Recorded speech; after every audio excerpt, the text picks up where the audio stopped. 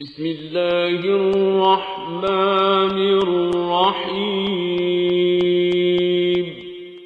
وَلَقَدْ يَسَّرْنَا الْقُرْآنَ لِلذِّكْرِ فَهَلْ مِن مُدَّكِرٍ۔ السلام علیکم ورحمۃ اللہ۔ الحمدللہ وکفیٰ وسلام علی عبادہ الذین اصطفیٰ، اما بعد فاعوذ باللہ من الشیطان الرجیم، بسم اللہ الرحمن الرحیم۔ یا ایہا الذین آمنوا لا تتخذوا عدوی وعدوکم اولیاء تلقون الیہم بالمودۃ وقد کفروا بما جاءکم من الحق یخرجون الرسول وإیاکم ان تؤمنوا باللہ ربکم ان کنتم خرجتم جہادا فی سبیلی وابتغاء مرضاتی تسرون الیہم بالمودۃ وَأَنَا أَعْلَمُ بِمَا أَخْفَيْتُمْ وَمَا أَعْلَنْتُمْ وَمَنْ يَفْعَلْهُ مِنْكُمْ فَقَدْ ضَلَّ سَوَاءَ السَّبِيلِ۔ سورۃ الممتحنہ کا آغاز ہو رہا ہے۔ سورۃ الممتحنہ مدنی سورت ہے اور اس سورت میں تین خاص واقعات کے حوالے سے اس میں چیزیں، اس کا زمانہ نزول متعین ہو جاتا ہے۔ ایک تو بات یہ کہ سب سے پہلے آغاز ہی میں جس بات پر کلام کیا گیا ہے اسے مفسرین حاتب بن ابی بلتہ رضی اللہ تعالیٰ عنہ سے منسوب کرتے ہیں کہ یہ ان کے واقعے کے حوالے سے، یعنی انہوں نے فتح مکہ سے پہلے مکے پر جب نبی اکرم صلی اللہ علیہ وسلم نے حملہ کرنے کا ارادہ کیا تو اس سے مشرکین مکہ کو آگاہ کرنے کے لیے خط لکھا تھا، خفیہ خط بھیجا تھا، تو اس کے بارے میں بات کی گئی ہے۔ تو اس سے یہ پتہ چل جاتا ہے کہ یہ معاملہ جو ہے، یعنی سورت کا نزول اس زمانے میں، یعنی فتح مکہ سے کچھ پہلے ہوا ہے۔ دوسری بات اس کے اندر یہ آتی ہے کہ اس میں مسلمان عورتوں سے بیعت لینے کی بات کی گئی ہے۔ تو ایک تو معاملہ اس میں مکے کے بعد، فتح مکہ کے بعد جو ہے زیادہ بڑی تعداد کے اندر خواتین نے اسلام قبول کیا ہے، بیعت کی بات ہوئی ہے، تو اس سے پہلے یہ بات بیان ہوئی ہے، یہ معاملہ بھی اسی طرح ہے۔ تیسری چیز یہ کہ جو صلح حدیبیہ کے بعد خواتین کا مکے سے مدینے ہجرت کر کے آ جانا اور انہیں واپس نہ کرنا، یہ معاملہ بھی گویا اسی زمانے کا ہے۔ اس طرح سے اس کا زمانہ نزول جو ہے وہ متعین ہو جاتا ہے۔ اور اس صورت کا نام بھی اسی طرح کا ہے کہ اس کا نام ممتحنہ ہے۔ تو ممتحنہ کا مطلب یہی ہے کہ وہ عورت جس کا امتحان لیا جائے، ممتحن یعنی امتحان لینا۔ اس کا ایک تلفظ ممتحنہ بھی کیا جاتا ہے۔ تو بہرحال یہ صورت جو ہے اس اعتبار سے اس کے اندر یہ بات بیان ہوئی ہے، باقی اس کے اندر مضامین کے اعتبار سے مزید چیزیں بھی موجود ہیں۔ تو اس میں اس کے تین حصے ہیں، اسی اعتبار سے جو باتیں ابھی کی گئی اسی اعتبار سے اس کے تین حصے بھی سامنے آ جاتے ہیں۔ ایک پہلے حصے کے اندر اہل ایمان کو بتایا گیا ہے کہ انہیں اپنے تعلقات کے بارے میں کن احتیاطوں کو ملحوظ خاطر رکھنا چاہیے، یعنی کسی مومن کو کسی حال میں بھی اور کسی غرض کے لیے بھی اسلام کے دشمن کافروں کے ساتھ محبت اور دوستی کا تعلق نہیں رکھنا چاہیے، یعنی یہ بات بتائی گئی ہے۔ اور اس میں بتا دیا گیا ہے کہ حالات جیسے بھی ہوں، معاملات کیسے بھی ہوں، کوئی ایسا کام نہیں کیا جائے کہ جس کے نتیجے میں اسلام کو نقصان پہنچنے کا کوئی امکان نظر آتا ہو۔ اور دوسرے جو معاملات ہیں وہ پھر معاشرتی مسائل کے اعتبار سے ہیں، یعنی اس میں یہ بات بھی آ گئی ہے اس صورت کے اندر کہ جو عورتیں اسلام قبول کر لیں اور ان کے کافر شوہروں سے ان کے نکاح ختم ہو جاتے ہیں اور ہجرت کر کے آ جائیں تو ختم ہو جاتے ہیں۔ تو یہاں پر اس اعتبار سے بات ہے کہ وہ تمہارے پاس آ جائیں، لیکن یہ بات اپنی جگہ ہے کہ بہرحال اسلام اس بات کا تعین کر دیتا ہے اگر کوئی اسلام قبول کر لے، مرد یا عورت، اور اس کے زوج میں خاتون ہو یا مرد ہو اسلام قبول نہ کرے تو رشتہ قائم نہیں رہتا۔ تو یہ ساری باتیں انشاءاللہ اس کے اندر ہمارے سامنے آئیں گی۔ اور پھر جو بیعت دی گئی خواتین کے حوالے سے تو اس کے جو دفعات ہیں، جو باتیں، وہ بھی اس کے اندر ہمارے سامنے آئیں گی۔ تو فرمایا یا ایھا الذین آمنوا لا تتخذوا عدوی وعدوکم اولیاء، اے لوگو جو ایمان لائے ہو تم نہ بناؤ دوست اللہ کے اور اپنے دشمنوں کو، بلکہ پوری آیت کو دوبارہ سے سماعت فرمائیے۔ یا ایھا الذین آمنوا لا تتخذوا عدوی وعدوکم اولیاء تلقون الیہم بالمودۃ وقد کفروا بما جاءکم من الحق یخرجون الرسول وإیاکم ان تؤمنوا باللہ ربکم ان کنتم خرجتم جہادا فی سبیلی وابتغاء مرضاتی تسرون الیہم بالمودۃ وانا اعلم بما اخفیتم وما اعلنتم ومن یفعل منکم فقد ضل سواء السبیل۔ اے لوگوں جو ایمان لائے ہو، اگر تم میری راہ میں جہاد کرنے کے لیے میری رضا جوئی کی خاطر گھروں کو چھوڑ کر نکلے ہو تو میرے اور اپنے دشمنوں کو دوست نہ بناؤ۔ تم ان کے ساتھ دوستی کی طرح ڈالتے ہو، حالانکہ جو حق تمہارے پاس آیا ہے اس کو ماننے سے وہ انکار کر چکے ہیں، اور ان کی روش یہ ہے کہ رسول کو اور خود تم کو صرف اس قصور پر جلا وطن کرتے ہیں کہ تم اپنے رب اللہ پر ایمان لائے ہو، تم چھپا کر ان کو دوستانہ پیغام بھیجتے ہو، حالانکہ جو کچھ تم چھپا کر کرتے ہو اور جو علانیہ کرتے ہو ہر چیز کو میں خوب جانتا ہوں۔ جو شخص بھی تم میں سے ایسا کرے وہ یقیناً راہ راست سے بھٹک گیا۔ تو یہ بات ایسے عرض کیا گیا کہ اس میں یہ چیز سامنے آتی ہے کہ خصوصیت سے اس واقعے کو اس طرح اس میں حاتب بن ابی بلتہ رضی اللہ تعالیٰ عنہ کے بارے میں بات ہو رہی ہے۔ ویسے اس طرح بھی بات کہی جاتی ہے کہ جب کوئی بات آتی ہے قرآن مجید میں تو اس سے اس کا اطلاق جن جن واقعات پر ہوتا ہے وہ بھی اس طرح سے کہا جاتا ہے کہ یہ اس بارے میں ہے، لیکن اس کے بارے میں مفسرین کی اکثریت یہی بات کہتی ہے کہ یہ اسی وقت آیات نازل ہوئی ہیں جب حاتب بن ابی بلتہ رضی اللہ تعالیٰ کا معاملہ سامنے آیا تھا۔ لیکن یہ بات بھی کہی جاتی ہے کہ بہرحال یہ عام آیت ہے لیکن اس کا اطلاق اس واقعے پر بھی ہوتا ہے۔ بہرحال واقعہ یہی تھا کہ حاتب بن ابی بلتہ رضی اللہ تعالیٰ عنہ نے ایک خط مشرکین مکہ کو لکھا تھا، جس میں انہیں اطلاع دی گئی تھی کہ نبی کرم صلی اللہ علیہ وسلم مکے پر حملہ کرنے والے ہیں، جبکہ نبی کرم صلی اللہ علیہ وسلم کا معاملہ یہ تھا کہ آپ نے جب مکے پر حملہ کرنے کا ارادہ کیا تو آپ نے اس کی اطلاع کسی کو نہیں دی، صرف چند خاص اصحاب کو یہ بات پتہ تھی کہ آپ یہ کام کرنا چاہتے ہیں، اور اس میں آپ کے پیش نظر جو مقصد تھا وہ یہی تھا کہ بڑی کسی خوریزی سے بچا جائے اور مشرکین کو ایسے ہی جو ہے وہ کہیے کہ ان پر قابو پا لیا جائے تاکہ انہیں اسلام قبول کرنے کا موقع مل جائے، نہ کہ قتل و غارت گری کے معاملات ہوں تو پھر اس کا نقصان ہوگا۔ تو جب نبی کرم صلی اللہ علیہ وسلم نے اس پر یہ مکہ فتح پر حملہ کرنے کا ارادہ کیا تھا تو صلح حدیبیہ کا جو معاملہ تھا کہ صلح حدیبیہ کی شرائط میں مشرکین کی طرف سے بدعہدی ہوئی تھی، لہذا یہ معاہدہ ختم ہو گیا تھا، تو نبی کرم صلی اللہ علیہ وسلم نے یہ ارادہ کر لیا تھا۔ تو اب حاتب بن ابی بلتہ رضی اللہ تعالیٰ عنہ کا معاملہ یہ سامنے آتا ہے، اور جب وہ پوری بات سامنے آتی ہے ان کی طرف سے تو وہ یہ بات کہتے ہیں، وہ کہتے ہیں کہ مکے کے اندر میرا کوئی ایسا فرد نہیں ہے کہ یعنی میں کسی کی مکے کا رہائشی نہیں ہے، بلکہ کہ کسی کی پناہ میں جو ہے وہاں پر موجود ہے، ان کے بچے اور ان کی والدہ وہاں پر ہیں، لہٰذا انہوں نے ان کے بچانے کے لیے یہ بات کی ہے۔ اللہ رب العالمین نے نبی کرم صلی اللہ علیہ وسلم کو اس کی خبر دے دی تھی۔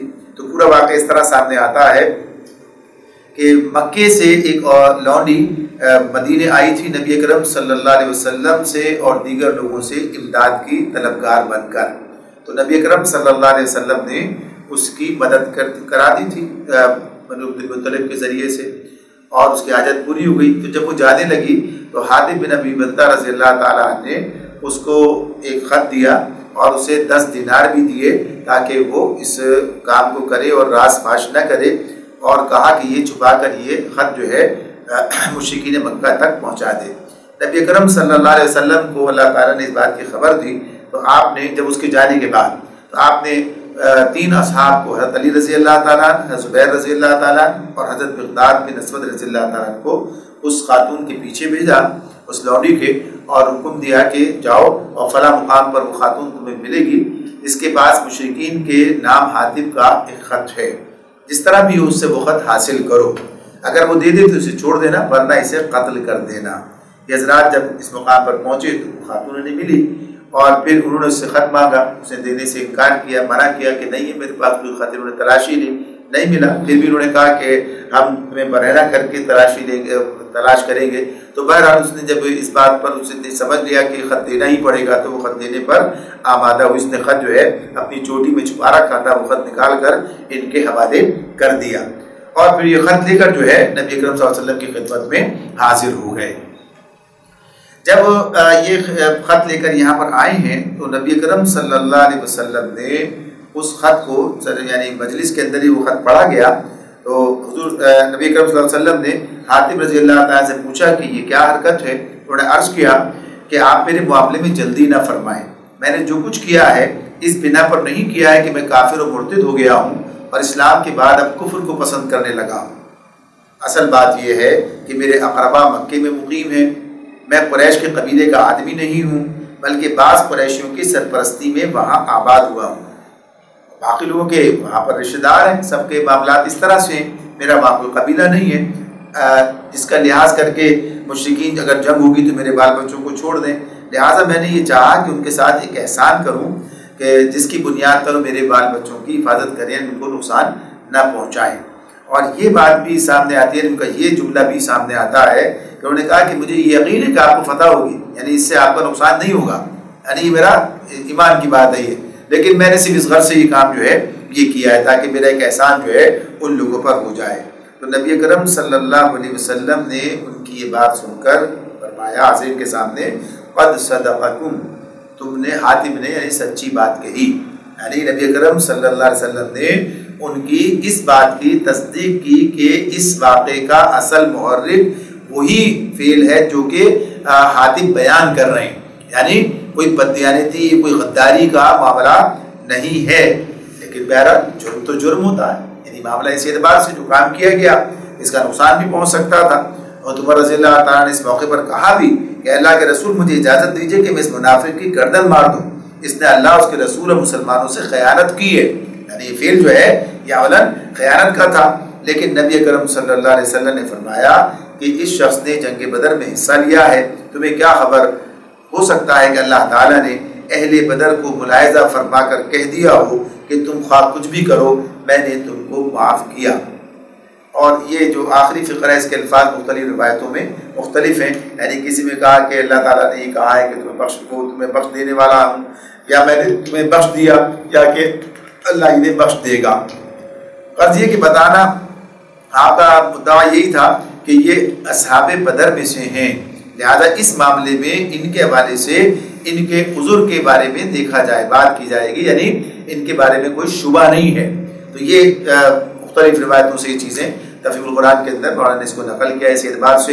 تو اس میں یہ بات بتا دی گئی ہے کہ اس موقع پر حاتم بن ابی بلتہ رضی اللہ تعالیٰ عنہ کے اس خط کے سامنے آ جانے کے بعد ان کے لیے کوئی سزا جو ہے وہ تجویز نہیں کی گئی، کہیں بھی یہ بات سامنے نہیں آئی ہے، یعنی کسی روایت کی بات نہیں آتی کہ انہیں کوئی سزا بھی دی گئی۔ اس سے یہ پتہ چلتا ہے کہ انہیں جو ہے زجر و توبیخ کر کے یعنی ایسی ملامت کر کے بڑے مجمع کے اندر یہ کام ختم کر دیا گیا، یعنی معاملے کو چھوڑ دیا گیا، اتنا ہی کہہ کر اسی پر اکتفا کر لیا گیا۔ جب نبی اکرم صلی اللہ علیہ وسلم نے یہ بات کہی تھی، عمر نے جب کہا کہ میں قتل کر دوں اس نے خیانت کی ہے، تو نبی اکرم صلی اللہ علیہ وسلم نے جب یہ بات کہی کہ اللہ نے یہ بات ممکن ہے کہ اللہ نے کہا اصحاب بدر کے حوالے سے، تو یہ سن کر عمر رضی اللہ تعالیٰ رو دیے اور انہیں کہا کہ اللہ اس کے رسول ہم اس سے زیادہ جانتے ہیں، وہی جانتے ہیں کہ اصل بات کیا ہونی چاہیے۔ تو بہرحال اس آیت کے اندر یہ بات بتائی گئی ہے کہ معاملات کچھ بھی ہوں، حالات کیسے بھی ہوں، لیکن اللہ کے اور اپنے دشمنوں کو دوست نہ بناؤ۔ یہ الفاظ واضح رہیں، یہ آگے چل کر اس کی وضاحت اور ہمارے سامنے آئے گی۔ اور پھر ان دشمنوں کی دشمنی کو اس طرح واضح کیا ہے کہ ان کا معاملہ کیا ہے کہ انہوں نے صرف اس وجہ سے رسول کو اور خود تم کو جلا وطن کر دیا کہ تم اپنے رب اللہ پر ایمان لائے ہو، یعنی معاملہ تمہارا کوئی اور تو نہیں ہے، ان کے ساتھ کوئی جھگڑا نہیں تھا، لیکن انہوں نے جو ہے یہ کام کیا، اور پھر تم ایسے لوگوں کو جو ہے یہ خفیہ پیغام بھیج رہے ہو، یہ کام کر رہے ہو، تو یہ کام جو ہے درست نہیں ہے، یہ کام جو ہے تمہیں نقصان پہنچانے والا ہے۔ پھر اللہ تعالیٰ فرماتے ہیں إِن يَسْقَفُوكُمْ يَكُونُوا لَكُمْ أَعْدَاءً وَيَبْسُطُوا إِلَيْكُمْ أَيْدِيَهُمْ وَأَلْسِنَتَهُمْ بِالسُّوءِ وَوَدُّوا لَوْ تَكْفُرُونَ۔ ان کا رویہ تو یہ ہے کہ اگر تم پر قابو پا جائیں تو تمہارے ساتھ دشمنی کریں اور ہاتھ اور زبان سے تمہیں آزار دیں، وہ تو یہ چاہتے ہیں کہ تم کسی طرح کافر ہو جاؤ۔ تو اب یہ جو بات ہو رہی ہے اس میں اس طرح سے اللہ تعالیٰ یہ بات ارشاد فرما رہے ہیں اس کے اندر کہ یہ ان کا معاملہ تمہارے ساتھ ہے، پہلی بھی والی آیت نے بتایا کہ انہوں نے ان کا جو طرز عمل ہے وہ کیا ہے، اللہ کے بندوں سے جو دشمنی ان کی ہے اس کی بنیاد، نبی صلی اللہ علیہ وسلم اور صحابہ کے ساتھ جو دشمنی تھی اس کی بنیاد کیا ہے؟ کوئی جائیداد کا جھگڑا تو نہیں ہے، کوئی اور معاملہ تو نہیں ہے، صرف یہ کہ اللہ پر ایمان لائے ہیں اور یہ جو ہے ان کے مخالف ہو گئے ہیں اور یہاں تک چلے گئے کہ انہیں قتل کر دینے اور جلا وطن کر دینے تک پر تیار ہو گئے، یعنی سارے معاملات سامنے آئے ہیں۔ اور پھر مزید یہ بات بتائی جا رہی ہے، اللہ تعالیٰ مزید یہ بات کہہ رہے ہیں کہ ان کا رویہ ہی ہے۔ اب یہ جو بات اس کے اندر ہو رہی ہے یہ ایک عمومی بات کے طور پر بھی بات ہے، یعنی اس اعتبار سے بھی یہ بات ہے، اللہ تعالیٰ یہ بات کہتے ہیں کہ ان کا معاملہ کیا ہے، جیسے اس میں کہا کہ یہ تو یہ چاہتے ہیں وَوَدُّوا لَوْ تَكْفُرُونَ، یہ تو چاہتے ہیں کہ تم کسی طرح کافر ہو جاؤ۔ اللہ تعالیٰ نے قرآن مجید میں سورہ بقرہ میں بھی بات بتائی ہے کہ ہرگز تم سے راضی نہ ہوں گے جب تک کہ تم ان کے طریقے پہ نہ چلنے لگو۔ وَلَن تَرْضَىٰ عَنكَ الْيَهُودَ وَلَا النَّصَارَىٰ حَتَّىٰ تَتَّبِعَ مِلَّتَهُمْ، یہ یہودی اور نصارے جو ہیں، نصارہ تم سے راضی نہیں ہوں گے جب یہاں تک کہ تمہیں اپنے ان کے دین کی یعنی کہ ملت پر آ جاؤ، تبھی یہ معاملہ ہوگا۔ اور ملت پر آنے کا مطلب کیا ہے؟ یہی کہ ان کے طریقے پر ان کے دین پر چلے جائیں۔ پھر یہ بھی بات بتا دی وَدَّ كَثِيرٌ مِّنْ أَهْلِ الْكِتَابِ لَيَرُدُّونَكُم مِّن بَعْدِ إِيمَانِكُمْ كُفَّارًا، یہ چاہتے ہیں کہ تم ایمان سے کفر کی طرف پھر کر لے جائیں۔ حسدًا مِّنْ عِندِ أَنفُسِهِمْ، یہودیوں کی بات بتائی۔ تو چاہے یہود ہوں چاہے وہ مشرکین مکہ ہوں، بہرحال ان سب کا خواہش کیا تھی؟ یہ کیا چاہتے تھے؟ کیا کر رہے تھے؟ یہی چاہتے تھے کہ ایمان کو مٹا دیں اور اسلام کا خاتمہ کریں اور لوگ واپس اپنی ملت میں لے جائیں۔ تو اللہ تعالیٰ یہ بات بتا رہے ہیں کہ ان کا یہ رویہ ہے، تمہارے دین کے در پہ ہیں اور عملاً بھی تمہارے خلاف ہیں، یعنی تم پر قابو آ جائیں تو تم پر تمہارے ساتھ دشمنی کریں، اور ہاتھ اور زبان دونوں سے، یعنی باتیں تو اپنی جگہ، تانے وہ اپنی جگہ، اور یعنی تشدد بھی کریں، ہاتھ اور زبان سے تمہیں نقصان پہنچائیں، تکلیف دیں تمہیں۔ تو یہ ایک اصولی بات ہے جو اللہ تعالیٰ نے اس مقام پر ہمیں بتائی ہے۔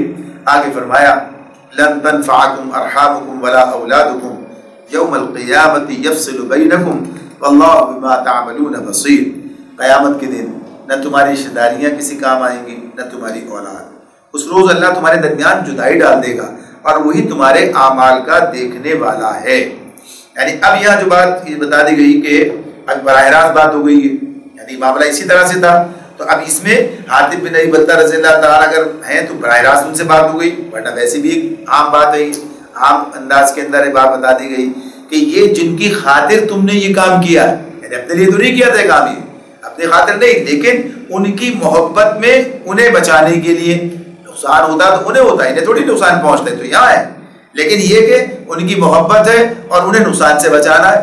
تو بتایا جا رہا ہے کہ یہ جو رشتے اور تعلقات ہیں ان کو اس حد تک یہ اس مقام پر نہ لے جایا جائے کہ ان کی خاطر آدمی یعنی ان کے تحفظ کے یا ان کے مفاد کے لیے آدمی اپنے ایمان کو جو ہے اس کے تقاضے جو ہے اس کے خلاف چلا جائے، یعنی کوئی ایسا کام کر بیٹھے جو ایمان کے منافی ہو۔ تو اس لیے بات بتا دی گئی کہ قیامت کے دن نہ تمہاری رشتہ داریاں کسی کام آئیں گی نہ تمہاری اولاد، اس روز اللہ تمہارے درمیان جدائی ڈال دے گا اور وہی تمہارے اعمال کا دیکھنے والا ہے۔ یعنی یہ اصل چیز جو ہے اہل ایمان کے سامنے کیا ہے؟ میدان حشر کی بات ہے، آخرت کی بات ہے، یعنی ہر چیز کا انحصار آخرت کے حوالے سے ہے۔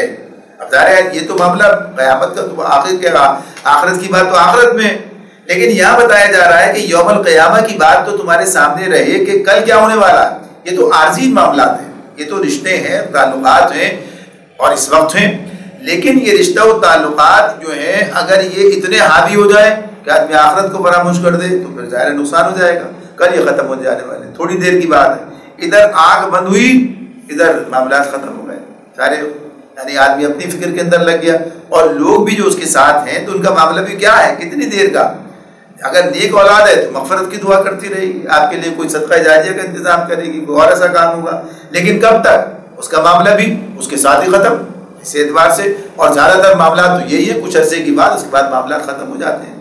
تو بہرحال یہ تو دنیا ہے، لیکن آخرت کا معاملہ کیا ہے، اور جب کبھی معاملہ دین کے منافی ہو جائے تو پھر تو بات ہی اور نقصان دہ ہے۔ تو اس لیے قرآن مجید یہ بات بتا رہا ہے کہ اللہ کی عدالت میں کوئی آگے بڑھ کر تمہیں وہاں پر تحفظ فراہم نہیں کرے گا کہ اچھا بھی ہماری وجہ سے انہوں نے کیا تھا لہٰذا انہیں تو چھوڑ دیا جائے، ان کے ساتھ تو یہ معاملہ نہ کیا جائے، انہوں نے ہمارے لیے یہ بات کی تھی، یہ کام کیا تھا۔ تو اس اعتبار سے جو ہے اللہ تعالیٰ یہ بات بتا رہے ہیں کہ اس روز اللہ تمہارے درمیان جدائی ڈال دے گا، یعنی حشر کے دن کی بات ہو رہی ہے، یعنی دنیا کے تمام رشتے تعلقات اور رابطے وہاں توڑ دیے جائیں گے جتھوں اور پارٹیوں اور خاندانوں کی شکل میں لوگوں کا محاسبہ نہ ہوگا، بلکہ ایک ایک فرد اپنی ذاتی حیثیت میں پیش ہوگا، ہر ایک کو اپنا حساب دینا ہوگا۔ اور یہ بھی قرآن مجید بار بار بیان کرتا ہے کہ اگر آدمی مجرم کی حیثیت سے ہوگا تو وہاں کیا ہوگا، یعنی سب اس سے بھاگیں گے، کوئی اس کے ساتھ دینے والا نہیں ہوگا، اور مجرم بھی یہ چاہے گا کہ سب کو فدیے میں دے اور اپنی جان بچا لے۔ یعنی آج ذرا سے نقصان سے بچانے کے لیے اتنا سب کچھ کرنے کے لیے آدمی تیار ہو جاتا ہے، ان کی خواہشات کی تکمیل کے تکمیل کے لیے، اور اس وقت جہنم میں بھیجنے کے لیے تیار ہو جائے گا کہ بھلے چلے جائے مجھے بچایا جائے۔ یعنی ایک عام بات ہے، جنرل بات بتائی جا رہی ہے، تو ان کے حوالے سے نہیں بلکہ ایک عام بات کے طور پر یہ بات رکھی گئی ہے۔ تو اللہ تعالیٰ نے یہ بات بتا دی ہے کہ اللہ تعالیٰ تمہارے اعمال کا دیکھنے والا ہے۔ تو اس طرح سے یہ چیز ہمارے سامنے آ جاتی ہے کہ یہ سارے معاملات اس طرح کے، یعنی اسلام ایک اپنا اصل مشن مدعا رکھتا ہے، اس اعتبار سے مسلمان ایک جماعت ہیں، اس جماعت کے آداب، اس جماعت کا اپنا مقصد، اس کا تحفظ، یہ سب چیزیں یہ اولین درجہ رکھتی ہیں۔ ایسا نہیں ہوگا کہ یہ معاملہ جو ہے اس کے اندر جو اس کے یعنی اس کو ایک طرف رکھا جائے، باقی معاملات جو ایک طرف رکھے جائیں۔ یعنی آج جو صورتحال ہماری بنی ہوئی ہے کہ مسلمانوں کے اندر امت کا وہ تصور اور اسلام کی سربلندی کی بات اور اسلام کے مسلمانوں کے مفادات کا معاملہ اس سب سے بے نیاز ہو کر ذاتی مفاد کے اندر چلا گیا۔ پھر اسی موقع پر اسی حوالے سے تفہیم میں خصوصیت سے مولانا نے اس پر جو ہے بات کی ہے اور اس سے کچھ اصول بھی سامنے رکھے ہیں۔ یعنی اس ظاہر ہے کہ یہ سب چیزیں کیا ہیں، ہمارے لیے رہنمائی ہے، تو قرآن و حدیث دونوں چیزیں رہنمائی فراہم کرتی ہیں۔ تو نبی اکرم صلی اللہ علیہ وسلم کا جو عمل ہے اس موقع پر ہمارے لیے ایک رہنمائی کا ذریعہ بنتا ہے کہ کیا کیا چیزیں اس موقع پر سامنے آئی ہیں۔ تو اس طرح سے اگر اس واقعے کو دیکھیں تو اس واقعے میں کتنا بڑا معاملہ سامنے آتا ہے کہ ملزم کا اپنے ہاتھ سے لکھا ہوا خط پکڑا گیا، یعنی اتنا بڑا معاملہ ہوا کہ جس کے بعد کسی ثبوت کی حاجت موجود نہیں ہے، اور معاملہ بھی کیا ہے، حالت جنگ کا ہے۔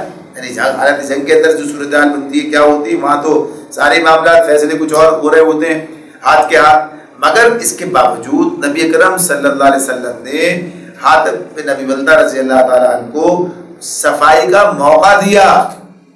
ایسا نہیں کہ بغیر اس کے اٹھا کے بس جو ہے سزا سنا دی جائے جیسا کہ آج کیا جاتا ہے، اور پھر صفائی کا موقع بھی مجلس میں دیا۔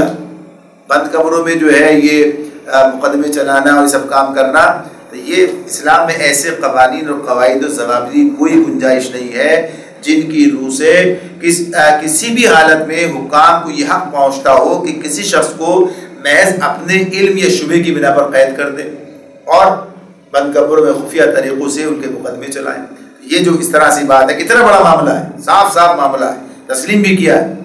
پھر اسی کے اندر یہ بات ہمارے سامنے آ جاتی ہے کہ جب اتنا ان کا جو مرتبہ اپنی جگہ پر کہ انہوں نے جتنا بڑا جرم ان سے سرزد ہو گیا تھا، اس جرم کے سرزد ہو جانے کے بعد ہر ایک قرآن مجید اس کو بیان کر رہا ہے، اور یہ مفسرین تقریباً اس طرف متفق ہے کہ معاملہ انہی کے حوالے سے ہے، قرآن مجید میں اس پر بات ہو رہی ہے۔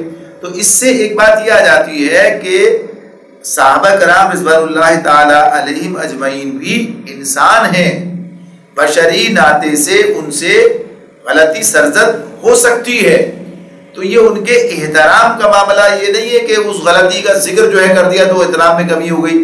خود قرآن بیان کر رہا ہے، سارے مفسرین نے اس بات کو بیان کیا، سارے مفسرین نے اس بات کو بیان کیا، تو اس کا مطلب یہ نہیں ہے یعنی عام ورنہ لوگ ایک بات کوئی ذرا سی بات اگر کسی کے حوالے سے بات لوگ جہاں چاہتے ہیں اپنی مرضی سے اس بات کو اس طرح بیان کر دیتے ہیں، اس طرح بیان کر دیتے ہیں، ورنہ تو یہ ساری تفاصیل اٹھا کے دیکھیں وہاں یہ بات مل رہی ہے کہ ایسا ہے۔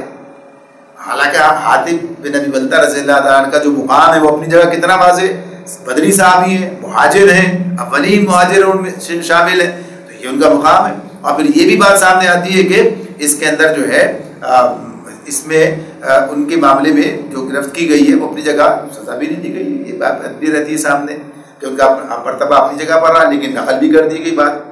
پھر اسی کے اندر یہ بات بھی کہ عمر رضی اللہ تعالیٰ نے جو بات کی وہ ایک ظاہری فعل کی بنیاد پر تھی، یعنی انہوں نے جو کہا کہ ظاہری صورت کیا ہے، ایک خط پکڑا گیا، خط میں دشمن کو اطلاع دی گئی ہے، تو ظاہری صورت میں انہوں نے اس پر بات کر ڈالی، لیکن پھر کیا معاملہ سامنے آیا کہ اصلاً نبی اکرم صلی اللہ علیہ وسلم نے بتایا، اس تصدیق کی کہ بعد ایسی نہیں ہے، یہ معاملہ کسی خداری کا نہیں ہے، یہ معاملہ کسی خیانت کا نہیں ہے. یعنی اس معاملے میں بات صرف اتنی ہے کہ ایک شخص جس نے کہ یہ کارنامے، یعنی بدر کے اندر وہ کس طریقے سے اس نے جو ہے 3 گنا فوج سے لڑنے کے تیار ہو گیا ہے، تو اس کی پچھلی زندگی اور مجموعی سیرت کیا شہادت دیتی ہے. تو کسی ایک واقعے کو بنیاد بنا کے کسی کے خلاف کوئی بات کر دینا، اس کی کوئی بات نہیں رہے گی. لہذا یہ معاملہ اپنی جگہ پر کہ ایک مخلص مسلمان کے لیے بہرحال ان چیزوں سے بچنا اس کا حکم ہے، بچنے کی بات ہو رہی ہے، کہا بھی گیا ہے. لیکن مخلص کی غلطی اور منافق کی غداری میں بڑا فرق ہے. تو کسی کو بھی کہہ دیا جائے ایسا بھی نہیں چلے گا، یہ بات بھی نہیں چلے گی. دونوں کے معاملات الگ الگ ہیں. اب یہاں پر کتاب ہے مگر اس طرز کا ہے جو ایک مومن کے لیے ہوتا ہے، منافق کے والے سے نہیں بات ہے. اسی اعتبار سے بات ہے، اسی اعتبار سے بات ہے.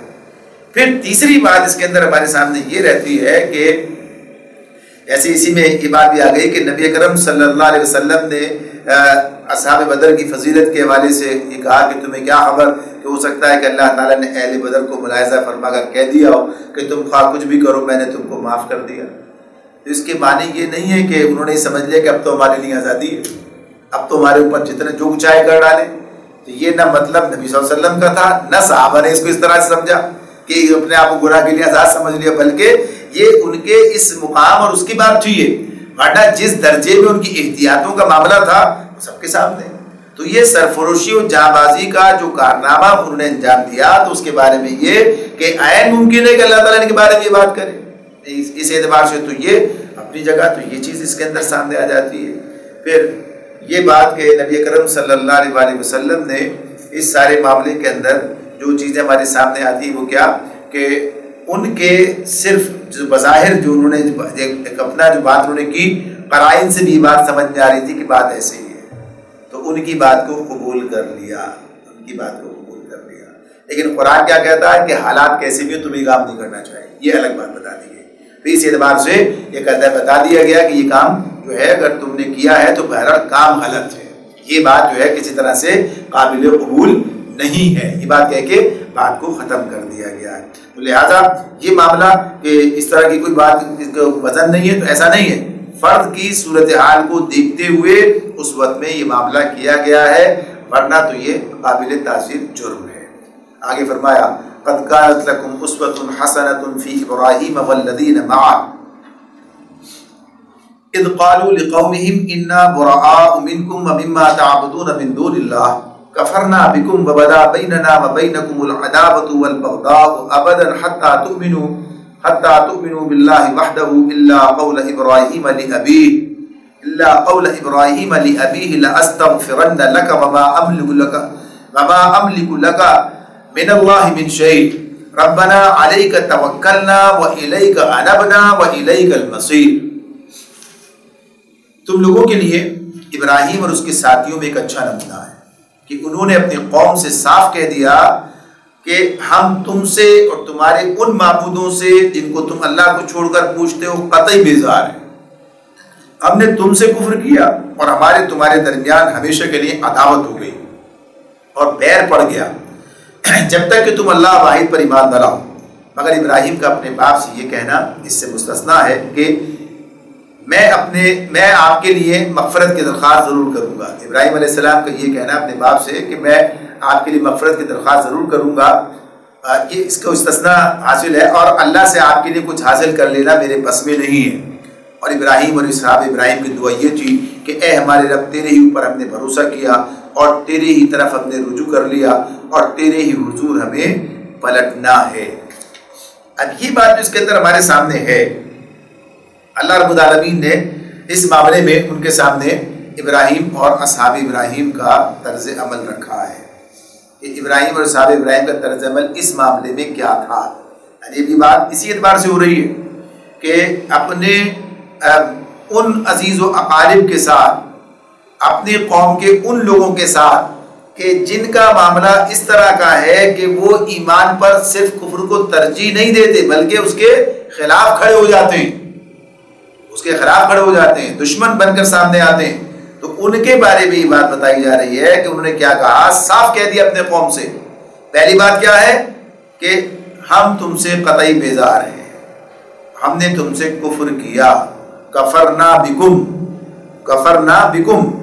تو یہ جو بات ہے یہ یعنی طاغوت سے کفر کرنا، انکار کرنا، یعنی ہم تمہارے کافر ہیں، نہ تمہیں حق پر مانتے ہیں نہ تمہارے دین کو.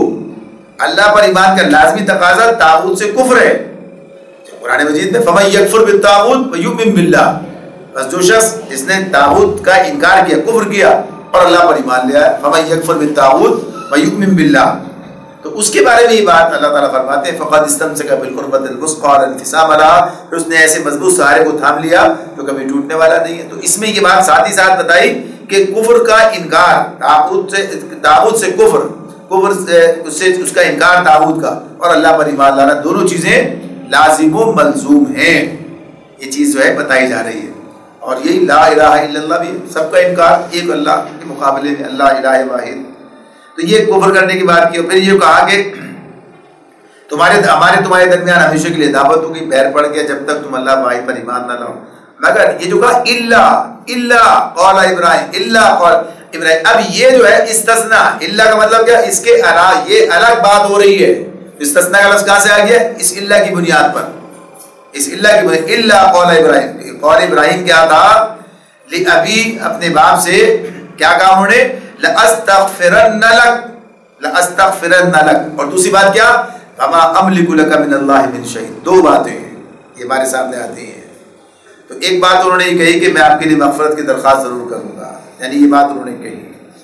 تو ابراہیم علیہ السلام کا یہ کہنا اور اس کے بارے میں، تو اس کو الا کر کے پہلے بات کیا ہے؟ اب دیکھیے کتنی بڑی بات ہمارے سامنے اس وقت ہے کہ ابراہیم علیہ السلام کی اور ان کے ساتھیوں کی پیروی کی بات ہو رہی ہے. قَدْ كَانَتْ لَكُمْ أُسْوَةٌ حَسَنَةٌ فِي إِبْرَاهِيمَ وَالَّذِينَ مَعَهُ.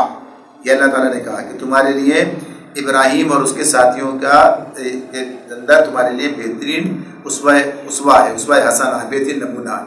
اور وہ کیا ہے کہ انہوں نے ان سے اعلان برات کیا، انہوں نے کفر کا انکار کیا، طاغوت کا انکار کیا، ان سے کفر کیا. لیکن الا، اب یہاں الا کرے کیا؟ یہ بات الگ کر دو، اس معاملے میں پیروی نہیں ہے. یعنی اسوہ حسنہ تو یہاں تک یہ جو بات ہو گئی ہے یہ ایک ایسی بات ہے جس سے خود ابراہیم علیہ السلام نے آگے چل کر رجوع کر لیا. انہوں نے اس بات کو چھوڑ دیا، انہوں نے اس بات پر اصرار نہیں کیا، انہوں نے اس بات پر جو ہے اپنے آپ کو قائم نہیں رکھا. یہ معاملہ کیا تھا؟ تو اس میں جو بات ہمارے سامنے آتی ہے کہ ابراہیم علیہ السلام کا یہ معاملہ، یعنی جو انہوں نے کہا، تو یہ قابل تقلید بات نہیں ہے. یعنی اس کے اندر اس اعتبار سے کہ ظاہر ہے کہ انہوں نے خود اسے چھوڑ دیا، قابل تقلید نہیں. تو اللہ تعالیٰ نے بھی اس بارے میں بتایا کہ جب وہ ان کے باپ نے ان کو وہاں سے اپنے گھر سے نکالا ہے کہ ابراہیم علیہ السلام کو، تو ابراہیم علیہ السلام نے چلتے وقت ان سے کہا تھا سلام علیک ساستغفر لک ربی، آپ کو سلام ہے، میں آپ اپنے رب سے آپ کے لیے مغفرت کی دعا کروں گا. سورہ مریم میں اس کا ذکر آیت 47 سے بتایا. اسی وعدے کی بنا پر انہوں نے 2 مرتبہ اس کے حق میں دعا کی. ایک کا ذکر سورہ ابراہیم میں ہمارے سامنے آتا ہے ربنا اغفر لی ولوالدی وللمؤمنین یوم یقوم الحساب. اے میرے رب مجھے اور میرے والدین کو اور سب مومنوں کو اس روز معاف کر دیجو جب حساب لیا جانا ہے. اور دوسری دعا سورہ شعراء میں بات آتی ہے سامنے واغفر لأبی انہ کان من الضالین ولا تخزنی یوم یبعثون. میرے باپ کو معاف کر دے کہ وہ گمراہوں میں سے تھا اور مجھے اس دن رسوا نہ کر جب سب لوگ زندہ کر کے اٹھائے جائیں گے. تو یہ 2 قرآن مجید نے دعائیں بیان کی. لیکن اس کے بعد یہ باتیں بیان کی کہ بعد میں جب ان کو یہ احساس ہو گیا کہ اپنے جس باپ کی مغفرت کے لیے وہ دعا کر رہے ہیں وہ تو اللہ کا دشمن تھا، تو انہوں نے اسے تبرہ کیا اور اس کے ساتھ ہمدردی محبت کا یہ تعلق توڑ لیا. اور سورہ توبہ میں اس کا قرآن مجید میں اللہ نے بیان کیا وما كان استغفار ابراہیم لابیہ الا عن موعدۃ وعدها ایاه فلما تبین له انه عدو للہ تبرأ منه ان ابراہیم لأواه حلیم. ابراہیم کا اپنے باپ کے لیے مغفرت کی دعا کرنا اس کے سوا کسی وجہ سے نہ تھا کہ ایک وعدہ تھا جو اس نے اپنے باپ سے کر لیا تھا. پھر جب اس پر یہ بات واضح ہو گئی کہ وہ اللہ کا دشمن تھا تو اس نے اس سے بیزاری کا اظہار کر دیا. حقیقت یہ ہے کہ ابراہیم ایک رقیق القلب اور نرم خو آدمی تھا. یعنی بات خود قرآن بیان کر رہا ہے، اللہ تعالیٰ کی طرف سے بات بیان کی جا رہی ہے کہ یہ ابراہیم علیہ السلام نے اس بات سے اپنے آپ کو الگ کر لیا تھا. اور یہ بھی ان کی خوبی کے اندر بیان کیا، اواہ حلیم، یعنی رقیق القلب اور نرم آدمی تھے۔ تو اس سے یہ بات پتہ چل جاتی ہے، یہ بات سامنے آ جاتی ہے کہ وہ عمل جس پر وہ آخر وقت تک قائم رہے، یعنی انبیاء کا جو عمل قابل تقلید ہے اس پر وہ آخر وقت تک قائم رہے وہ عمل جن کو انہوں نے بعد میں خود چھوڑ دیا، یا جن پر اللہ تعالیٰ نے انہیں قائم نہ رہنے دیا، یا جن کی ممانعت بعد میں آ گئی، وہ قابل تقلید نہیں، اور کوئی شخص یہ نہیں کہہ سکتا حجت کے طور پر فلاں نبی نے یہ کام کیا تھا۔ یعنی جب یہ بات بتا دی گئی، جیسے ابراہیم علیہ السلام کے بارے میں اللہ تعالیٰ نے یہ بات یہاں پر کہہ دی گئی ہے، اور پھر یہ بات بھی اس اعتبار سے یہ بھی کہا گیا کہ ابراہیم علیہ السلام نے صرف اتنا نہیں کہا، اللہ تعالیٰ نے صرف اتنا نہیں کہا کہ ابراہیم علیہ السلام کا یہ قول الا قول ابراہیم علی ابی لاستغفرن لک وما املک لک من اللہ من شیء، یہ بھی استثناء میں داخل کیا کہ یہ کہا کہ اللہ سے آپ کے لیے کچھ حاصل کر لینا میرے بس میں نہیں ہے۔ اسے کیوں استثناء کہا؟ یہ تو ہے، یہ واقعہ ہے، یہ تو حقیقت ہے، لیکن تو اس کے بارے میں یہ تفہیم القرآن مولانا لکھتے ہیں اس کو اس اعتبار سے کہ ابراہیم علیہ السلام کا یہ دوسرا قول بھی استثناء میں شامل کیے جانے کا مستحق تھا، اس لیے کہ اگرچہ اس کا یہ مضمون بجائے خود برحق تھا کہ اللہ سے کسی کی مغفرت کروا دینا ایک نبی تک کے اختیار سے باہر ہے، البتہ بات یہ کہ یہ نہ سمجھ لیا جائے اس سے کہ اگر میرے بس میں کچھ ہوتا تو میں کراتا، یعنی میرے بس میں نہیں ہے ورنہ میں کرا دیتا، تو کہا یہ بات بھی نہیں ہے، یعنی اس بات کو علامہ آلوسی نے رحمۃ اللہ علیہ روح المعانی میں اس سوال کا یہی جواب دیا ہے۔ تو اس اعتبار سے یہ بات کہنا کہ یہ چیز بھی اس لیے قرآن منع کر رہا ہے اس بات سے، یعنی اس بارے میں بات بتا رہا ہے، تو ایک اصولی بات اس کے اندر ہمارے سامنے آ جاتی ہے کہ یہ بات بتا دی گئی کہ اس معاملے میں تعلقات اور یہ کس کے ساتھ روابط برقرار رکھنا، ان کی نوعیت، یہ اور بھی اس میں اس صورت کے اندر ہمارے سامنے اور بھی بات آ رہی ہے آگے کہ کس کے ساتھ کس درجے کی بات ہے، لیکن ایک عمومی بات کس سے شروع ہوئی تھی؟ ان لوگوں سے جنہوں نے تمہارے ساتھ ظلم کیا ہے، جنہوں نے تمہارے ساتھ جنگ کی ہے، جنہوں نے تمہیں جلا وطن کیا ہے، جو تمہیں نقصان پہنچانے کے در پہ، یہ یعنی وہ لوگ جو تمہارے خلاف کھڑے ہوئے ہیں ان کی بات ہو رہی ہے، یعنی مشرکین مکہ جو مسلمانوں کے خلاف ہر اقدام کرنے کے لیے تیار تھے، کتنی جنگیں لڑی انہوں نے، آئے چڑھ چڑھ کر آئے اور سب کچھ کر دینا چاہا، مکے میں کیا نہیں کر دینا چاہا، یعنی نبی اکرم صلی اللہ علیہ وسلم کو قتل کر دینے کی سازش کی، سارے معاملات کیے، گھر کے جمع بھی ہوئے، صحابہ کرام کے ساتھ جو ہوا، بہرحال یہ مجبوراً وہاں سے نکلے، تو یہ ساری بات اس اعتبار سے تو کہا گیا کہ ابراہیم اور اس کے ساتھی میں نمونہ ہے۔ تو یہاں ساتھ ساتھ یہ بات بتا دی گئی کہ چونکہ ان کے حوالے سے یہ قرآن مجید ہی موجود ہے کہ انہوں نے مغفرت کی دعا کی تھی، تو اللہ تعالیٰ نے یہ بات بتا دی کہ اس کی وجہ یہ ہے، اور باقی چیزیں، اور بہرحال یہ پیروی کی بات اس کی نہیں ہے، بلکہ بات وہی ہے کہ جو ان کا حتمی معاملہ تھا کہ وہ اپنے باپ سے بیزار ہو گئے، جس کا ذکر بھی سورہ توبہ کے اس حوالے سے ہمارے سامنے یہاں پر آ جاتا ہے۔ تو تمہیں بھی یہی طریقہ اختیار کرنا چاہیے۔ پھر یہاں کہا کہ دعا جو انہوں نے کی، یعنی اللہ رب العالمین سے جو دعا کر رہے تھے وہ کیا کہہ رہے تھے؟ ربنا علیک توکلنا، اے ہمارے رب ہم نے تیرے اوپر بھروسہ کیا، تجھ پر ہی توکل کیا، وإلیک انبنا، اور تیری طرف ہی ہم نے رجوع کر لیا، وإلیک المصیر، اور تیرے ہی حضور ہمیں پلٹنا ہے، تیرے حضور ہمیں پلٹنا ہے۔ ربنا لا تجعلنا فتنة للذین کفروا واغفر لنا ربنا انک انت العزیز الحکیم۔ مزید دعا چل رہی ہے، کیا کہتے ہیں؟ اے ہمارے رب ہمیں کافروں کے لیے فتنہ نہ بنا دے، اے ہمارے رب ہمارے قصوروں سے درگزر فرما، بے شک تو ہی زبردست اور دانا ہے، بے شک تو ہی زبردست اور دانا ہے۔ اب یہ جو بات انہوں نے کہی ہے کہ ربنا لا تجعلنا فتنة للذین کفروا، یہ جو بات ہے یہ کہ اے ہمارے رب ہمیں کافروں کے لیے فتنہ نہ بنا دے، اس کا معاملہ کیا ہے؟ کافروں کے لیے اہل ایمان ان کا کہ فتنہ بننے کی کئی صورتیں ہیں۔ ایک صورت تو یہ ہے کہ کافر ان پر غالب آ جائیں، کافر غالب آ جائیں اور اپنے غلبے کو اس بات کی دلیل قرار دیں کہ ہم حق پر ہیں تبھی تو غالب آ گئے، یعنی اس معاملے میں تو یہ فتنہ نہ بنا ہمیں ان کے حق میں، اس اعتبار سے یہ اس فتنے میں مبتلا ہو جائیں۔ دوسری بات یہ کہ اہل ایمان پر کافروں کا ظلم و ستم ان کی حد و برداشت سے بڑھ جائے اور آخرکار وہ کوئی کمزوری کا معاملہ ہو جائے، کوئی ایسا معاملہ ہو جائے کہ وہ سے پھر اپنے اسے دین و اخلاق کا کوئی سودا کر بیٹھے، یعنی کوئی ایسا معاملہ نہ ہو جائے جس سے دنیا بھر میں اہل ایمان کا جو ہے گویا کہ یہ جگہ سائی ہے، یہ معاملہ ہو جائے۔ اور کافروں کو اس سے دین اور اہل دین کے تذلیل کا موقع ملے. تو اللہ ہمیں اس سے بھی محفوظ فرما دے. اور یہ بات بھی ہے کہ اہل حق کا جس مقام بلند پر وہ فائز ہیں، کوئی ایسا معاملہ ہو، کوئی ایسی چیز ہو جائے، کوئی ایسا کام ہو جائے جس سے دوسروں کو یہ کہنے کا موقع مل جائے لو جی صاحب ان میں فرق کیا ہے. تو ہر اعتبار سے یہ معاملہ کہ ہمیں ان سب چیزوں سے بچا لیں. یہ ساری چیزیں اس کے اندر موجود ہیں کہ جس کو وہ اپنے حق میں یعنی غلط کر رہے ہوں گے لیکن فتنہ بن جانے کی بات. تو یہ دعا اس کے اندر بتا دی گئی، واغفر لنا ربنا، اور ساتھ ساتھ یہ بات اپنی جگہ ہمارے قصوروں سے درگزر فرما، بے شک تو ہی زبردست اور دانا ہے. لقد كان لكم فيهم اسوة حسنة لمن كان يرجو الله واليوم الآخر ومن يتول فإن الله هو الغني الحميد. انہی لوگوں کے طرز عمل میں تمہارے لیے اور ہر اس شخص کے لیے اچھا نمونہ ہے جو اللہ اور روز آخر کا امیدوار ہو. اس سے کوئی منحرف ہو تو اللہ بے نیاز اور اپنی ذات میں آپ محمود ہے. یہاں جو ایک خاص بات ہمارے سامنے آتی ہے، آپ دیکھیں قرآن مجید میں ایک اور مقام سورہ احزاب ہم پڑھ کر آئے، لقد كان لكم في رسول الله اسوة حسنة لمن كان يرجو الله واليوم الآخر وذكر الله كثيرا. یہی مضمون تھا. اب بات یہاں سے شروع ہوئی، درمیان کی بات کو چھوڑیے، بات کہاں سے شروع ہوئی تھی؟ قد كانت لكم اسوة حسنة في ابراہیم والذین معه. یہاں سے شروع ہوئی اور آگے کہاں ختم ہو رہی ہے؟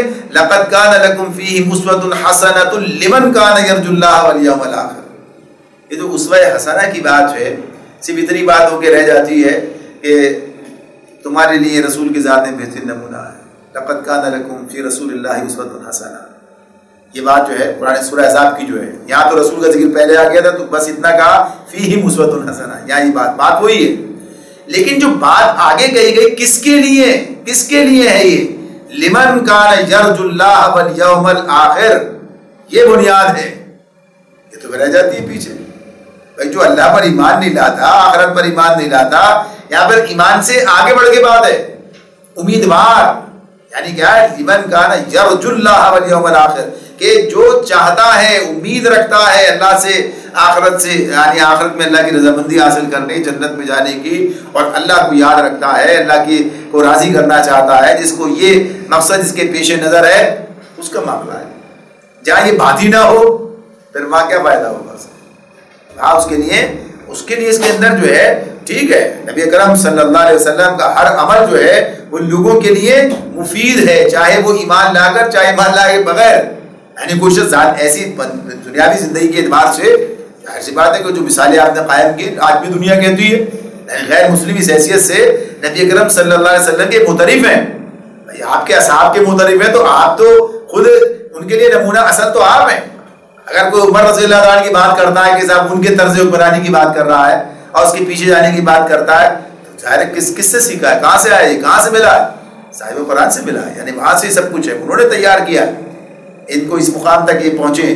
تو یہ بات اپنی جگہ پر کہ اس کے بغیر وہ اسوہ حسنہ سے فائدہ نہیں اٹھا پا رہے، وہ چیز انہیں نہیں مل رہی جو ملنی چاہیے تھی. اس کے لیے بنیاد ہے یہ. آج صورتحال ہمارے درمیان بات کیا ہے؟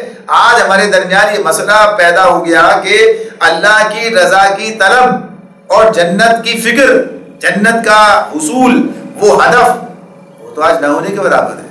بس ٹھیک ہے ہو جائے، ٹھیک ہے مل جائے، بس یہ ہے 7 سے 20 تک ہے. لیکن واقعی جو اس کا امیدوار ہو، جو یہ چاہتا ہو، جس کی تمنا ہو، جس کا یہ ہدف ہو، جو اس راستے پہ چلنا چاہتا ہے، تو یہاں بات کیا ہو رہی ہے؟ جو چلنا چاہتا ہے وہ اس راستے سے اس مقام تک پہنچے گا. یہ بات بالکل مختلف ہو جاتی ہے. یعنی اصل چیز کیا ہے؟ اصل چیز یہ ہے کہ جو اللہ کی رضا چاہتا ہے، آخرت کے میں کامیابی چاہتا ہے، اس کے لیے راستہ کیا ہے؟ نبی اکرم صلی اللہ علیہ وسلم کی پیروی. اس اسوہ حسنہ پر چل کے وہاں پہنچے گا. یعنی یہ بات ہے اصل میں. جیسی بات کہی ہے کہ قل ان کنتم تحبون اللہ فاتبعونی، کہ اگر کوئی تم میں سے کہتا ہے، تم کہتے ہو کہ میں اللہ سے محبت کرتا ہوں تو تمہیں میری اتباع کرنی. یعنی اللہ سے محبت کا طریقہ، تقاضا کیا ہے؟ وہ ہم اللہ کے رسول نے بتایا. وہ معیاری یعنی وہ طریقہ کہ جیسے اللہ کے رسول نے اللہ سے اپنا تعلق قائم کیا، جس طرح اللہ سے ٹوٹ کر محبت کی، اسے کہا جائے، جسے کہا جائے کہ اللہ کی رضا، اس کی فکر، اس کے لیے جس طرح اپنے آپ کو گھلا دیا. یہ بات ہے. یہ پہلو تو سامنے نہیں آ پاتا ہے. یعنی یہ پہلو جو اس اعتبار، اصل چیز کیا ہے؟ لمن کان یرجو اللہ والیوم الآخر. اور وہاں کیا اصل چیز کیا ہے؟ ان کنتم تحبون اللہ. تو اب تمہیں اس کے لیے، اس کام کے لیے یہ جو اللہ نے معیار رکھ دیا، بہترین فرد تمہیں دے دیا کہ جو یہ کام کر رہا ہے تمہارے لیے اس کے مطابق تمہیں جو ہے یہ تمہارا یہ ہدف جو اس طرح حاصل ہوگا. تو اصل چیز یہ جو ہے یہ سامنے نہیں رہ پاتی، اور آدمی سوچتا ہے کہ شاید یہ معاملہ بس اس حد تک ہے اور یہ معاملہ اس کے الگ ہے. تو اللہ تعالیٰ فرماتے ہیں وَمَن يَتَوَلَّ، اور جو منہ پھیرتا ہے تو بے شک یعنی جو یہ نہیں چاہتا، جو اللہ کی رضا نہیں چاہتا، جو آخرت کا امیدوار نہیں ہے، ٹھیک ہے، اللہ تعالیٰ بھی بے نیاز ہے. اللہ فَإِنَّ اللَّهَ هُوَ الْغَنِيُّ الْحَمِيدُ، اللہ بے نیاز اور اپنی ذات میں آپ محمود ہے.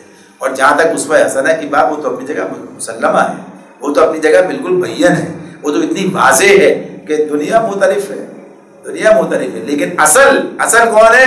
جو ایمان لاتا ہے، جو آخرت پر ایمان لاتا ہے، جو اللہ سے وابستہ ہے اور جو وہاں کی یہ سب چاہتا ہے، اس کے لیے اصل رہنمائی، اصل معاملہ، پھر وہ اس سے فائدہ اٹھاتا ہے پھر اسے. لیکن اگر وہ بھی نہ اٹھا پائے تو پھر تو بد نصیبی. تو قرآن سے وابستہ ہونا، سمجھنا ہی ضروری ہے. اللہ تعالیٰ نے سمجھنے اور عمل کرنے کی توفیق عطا فرمائے. وآخر دعوانا ان الحمد للہ رب العالمین.